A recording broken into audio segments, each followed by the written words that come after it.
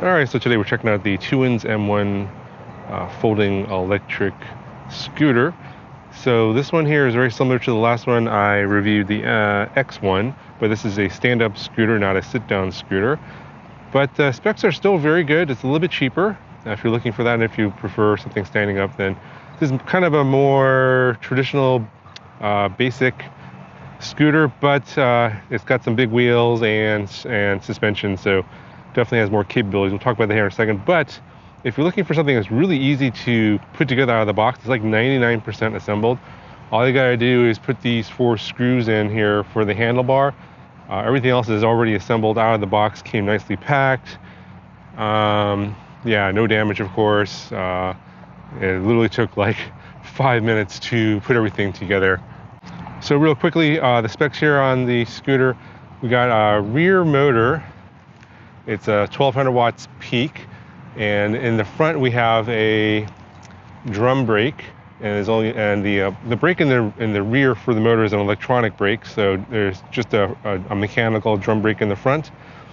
You've got front dual suspension there and rear suspension, so this thing is really nice. It's gonna smooth out your ride, and it works really well. You can see me bouncing up and down on the scooter, no problem. It's gonna handle all your sidewalk, typical street bumps. But you also got these nice 10-inch inflatable tires with really good treads, so you could do a little bit of off-roading if you'd like. Got a very nice front plastic fender here. It's very solid, as well as the one here in the rear is also nice and solid. Got a rear brake light, got a front headlight here in the front. Handlebar folds down right here with this little latch and lock, and it locks into the back over here.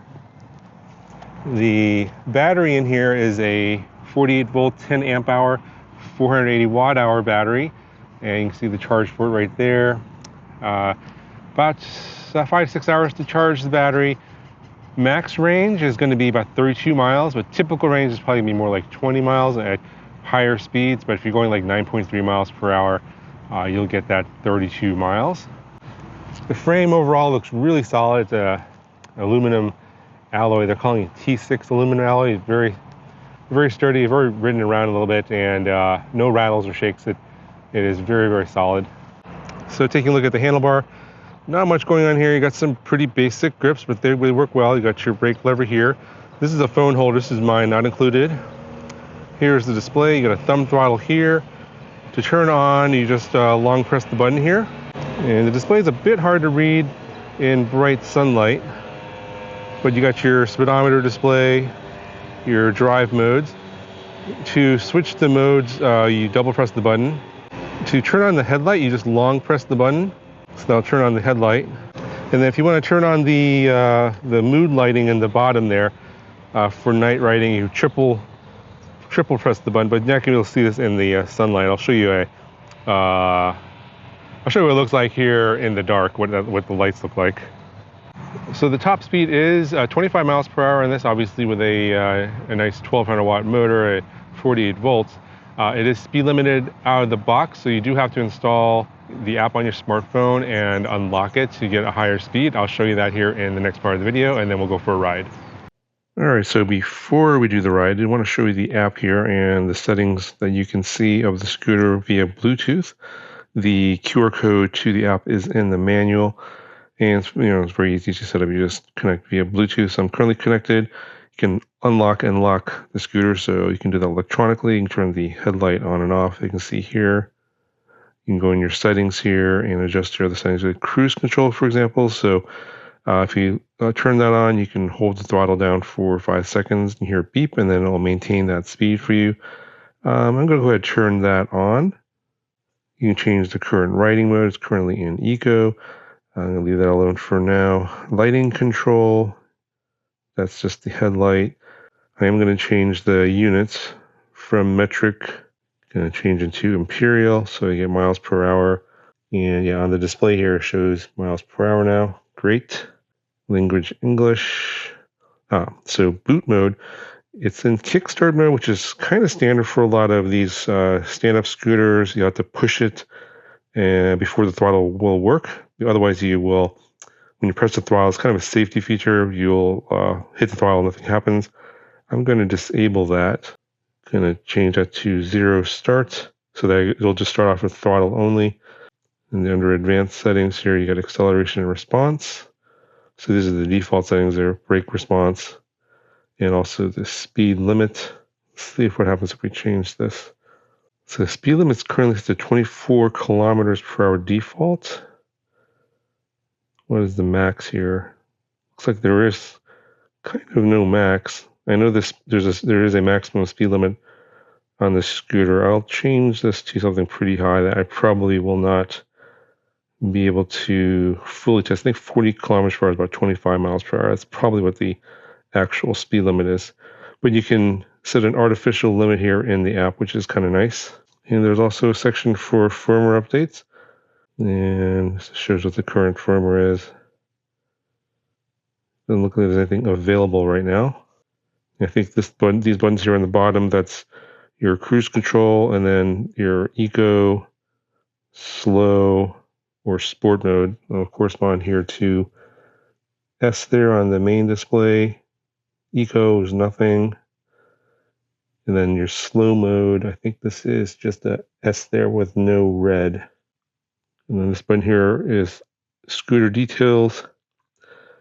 Currently charged to 100%, shows you current speed, battery voltage, current, power draw, temperatures. So if you want to sort of monitor these things for diagnostic purposes, you could have the app on here and this page, and these things should dynamically update while you're riding along. So kind of nice. Anyway, let's go ahead and go for a ride. All right, so it's going to ride around here just to show you how maneuverable this is. It's got a very good turning radius. I'll turn around here.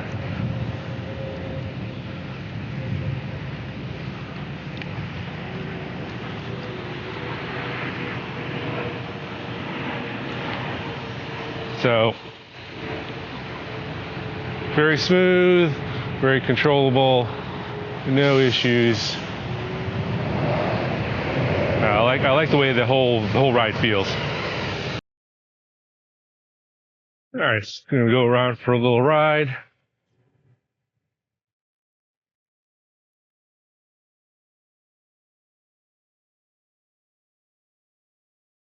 So this is going to be a great scooter for just your normal everyday commuting. Got a bunch of construction going on over here. Probably hear all that in the background.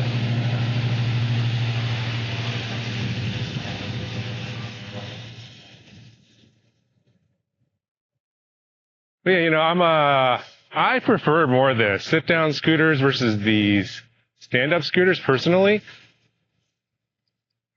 So if you are one of those guys, definitely check out my X1 review.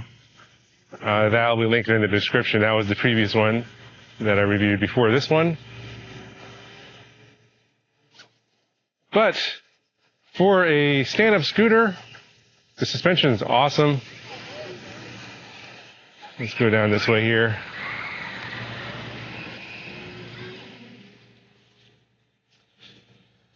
All these little cracks and stuff in the road. Not presenting any issues whatsoever.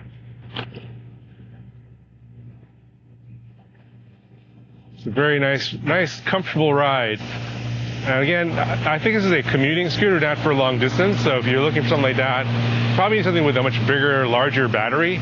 But for your shorter rides here and there, taking this on the train or a bus, and last mile scooters, so you take it from home to the bus stop, and then on the bus, fold it up, transport it, and get to your office or destination at the bus stop, and then take your scooter to the final destination. So definitely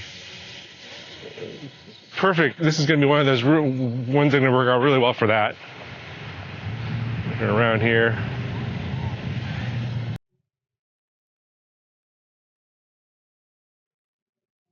Try and go a little bit faster this time. And let's go through the grass. No issues with going off-roading. Absolutely none whatsoever. Works great.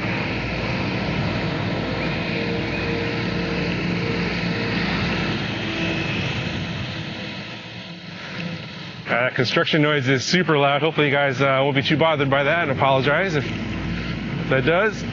Turn around. And again, if you want to go wild and crazy and start jumping and stuff, you can do that. Although, not really my thing here to do those kind of tricks. I'm kind of an older rider, but I can't handle it. It's a very strong frame, up to 300 pounds of weight. So no issues with handling lots of heavier riders as well, and it's a very nice smooth ride. So I think that's going to cover my review of the TOOINS M1. Check out the link in the description if you're interested. That'll do it for this video, guys. Talk to you guys in the next one.